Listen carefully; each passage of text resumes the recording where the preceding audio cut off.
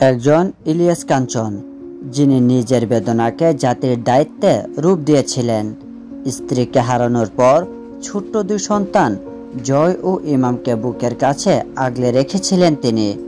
একদিকে জীবনের সুখ, অন্যদিকে দায়িত্বের পাহাড়।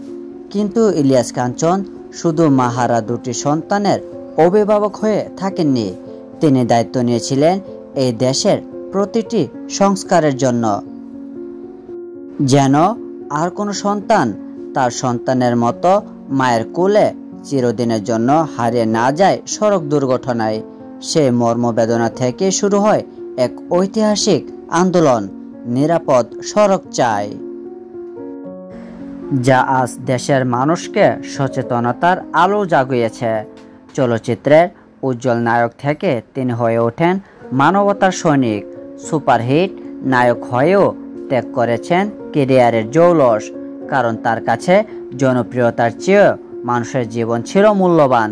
বছরের পর বছর রাজপথে থেকেছেন, অসংখ্য মানুষের হুমকি, অপমান, কটু কথা আর ট্রল কিছুই তাকে থামাতে পারেননি।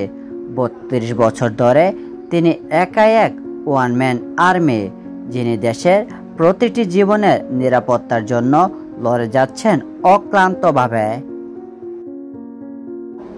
4 লেন সড়ক, হাইওয়ে পুলিশ, একমুখী যান চলাচল, ডিভাইডার, নিরাপদ সড়ক দিবস, এসব অর্জনের পেছনে রয়েছে একজন ইলিয়াস কাঞ্চনের ঘাম, শ্রম আর অদম্য সাহস।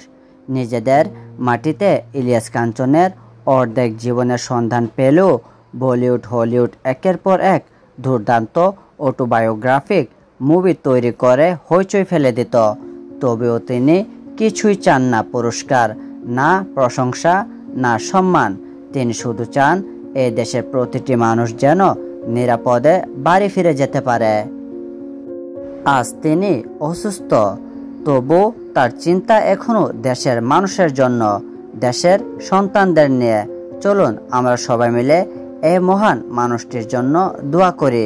আল্লাহ যেন তাকে দ্রুত সুস্থতা ও দীর্ঘায়ু দান করেন, যেন তিনি আবারও রাজপথে দাঁড়িয়ে বলতে পারেন, আমি আছি নিরাপদ সড়কের জন্য।